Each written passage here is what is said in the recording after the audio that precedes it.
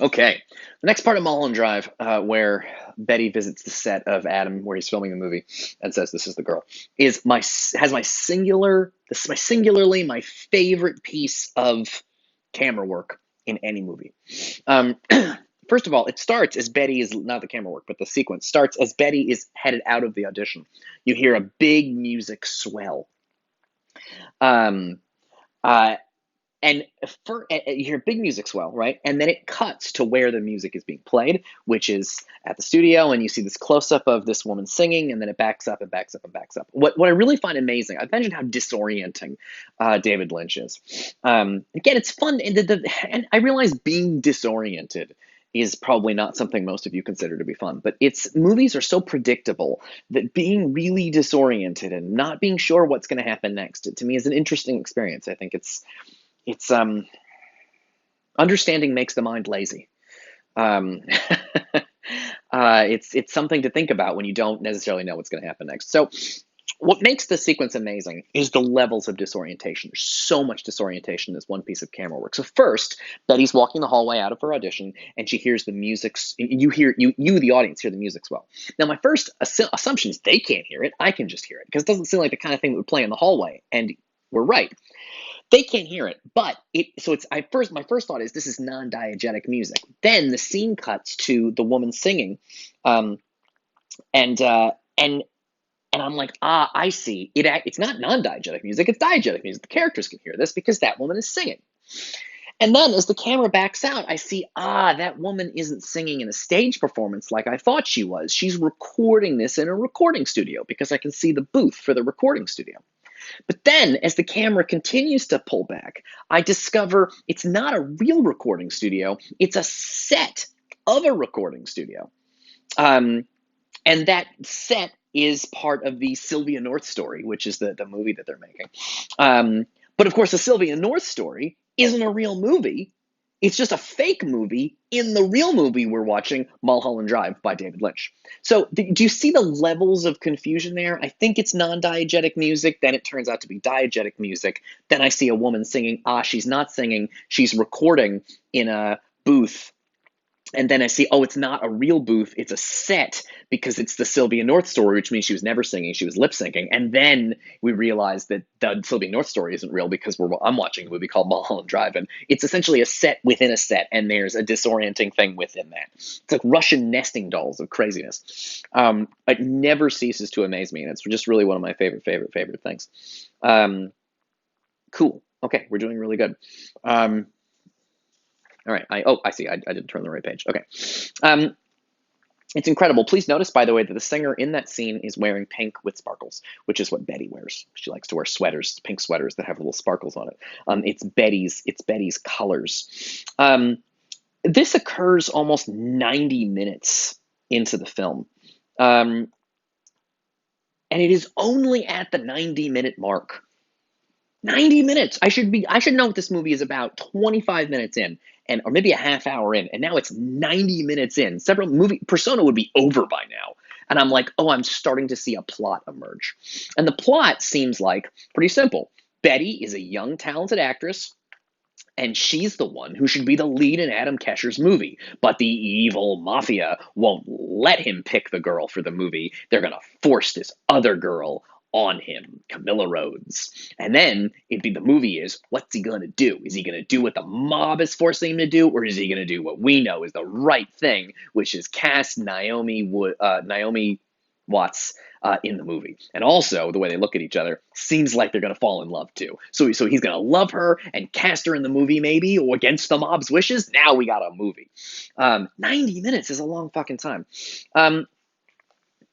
Camilla Rhodes, who shows up, also has that Betty look. Blonde hair, pink with sparkles. The number of doppelgangers, or sort of versions of Betty, that show up in this movie are interesting and important. Cool. Okay. So we'll get but then she runs away. It's like Cinderella, right? Because like the prince is like, who is this beautiful woman? All I have is the shoe. And Adam Kesher, in the movie I imagine it's going to happen is Adam Kesher's going to be like, who is that girl I saw on set? She's the right girl for the movie. I'm not going to listen to the mob, or maybe he will, and it's a tragedy, or maybe he won't, and it'll, who knows.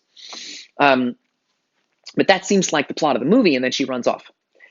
And she runs off to go help. First of all, it's crazy that she runs off to help her friend when this big thing has happened to her, but whatever. So she goes off to help Rita at the apartment complex. And the apartment complex shifts back into horror territory. In fact, the classic horror thing in like some things like Texas Chainsaw Massacre is there's usually a moment when the characters have a chance to turn around. And they always choose not to. They just keep going. And this moment exists in the movie when Naomi Watts knocks on the door, but right before because they want to find out who Rita really is, right? They looked up Diane Selwyn, and she thinks maybe her name is Diane Selwyn, and they go to the apartment complex to see, if Diane Selwyn is there, or if she knows Diane Selwyn, or whatever. But right before she knocks on the door, Laura Herring, the dark-haired woman, is like, "No, Rita, no, don't."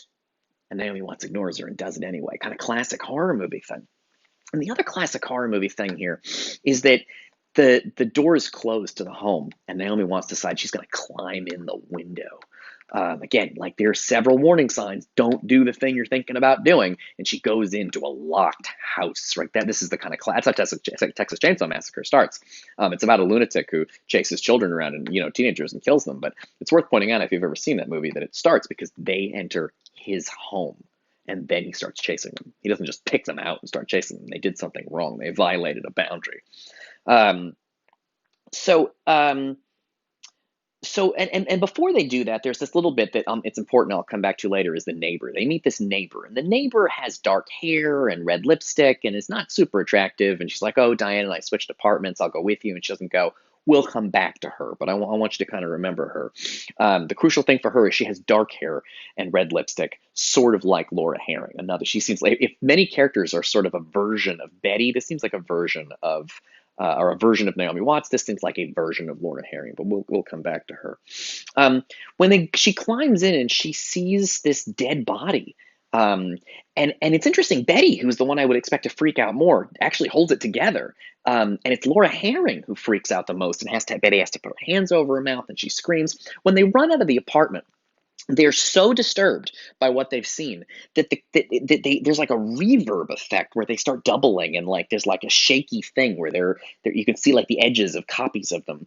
It's exactly like that shot in Persona that I told you guys to pay attention to, with the two women and the sort of reverb shaky effect where there's like an after image of them. Because again, like Persona, something so intense has happened that it's almost shaking the movie apart with its intensity. Which is, again, not the kind of thing you see in a Marvel movie. It's a much more arty kind of effect. Cool. Okay. And then it goes back, and she's like, "Oh, people are hunting you. They're going to kill you." And she decides to change her appearance, which is, I don't really fully understand that, but I guess it's to disguise herself. Although Laura Herring decides she's going to disguise herself just like Betty, which creates this real creepy effect where, first of all, you see Betty in the mirror, and then it pans over, and it's the two of them, and they look sort of the same, and they're looking in the mirror. Again, I hope you will remember Persona, where the two women look in the mirror. Then it's a mirror it doubles the doubling, because, like in Persona, these two women now look more alike. So they're doubling each other, but then they're standing in front of a mirror, so the two of them are doubled. And that's how you get these funny reverb effects with that shaky after image thing, just like out of Persona. And just like out of Persona, the fact that they look the same, it's like they're blending or crossing over into each other in a confusing way. Okay. I mentioned the genres this movie suggests. Right? That, it's a musical, it's like a Law and Order police procedural, it's a monster movie, it's a mafia movie, it's like a Quentin Tarantino movie, it's like a Star is Born movie, and it's, I don't know what kind of movie it is. Well, we're not done going through movie genres yet. Hardcore pornography is a movie genre, and it's the last genre that we get. The sort of, I've never done this before, is a classic of the sort of girl-on-girl hardcore pornography genre, if you are unfamiliar with it. And that is exactly what happens as Laura Herring gets into bed with Naomi Watts, and they have sex. And it is a shockingly frank, when Laura Herring disrobes, it's a level of nudity, again, like Frank in Blue Velvet. Nothing so far has prepared you for this level of sort of carnal whatever. All right, I'll pick up talking about that in the next video, but that is the final genre is porn. All right.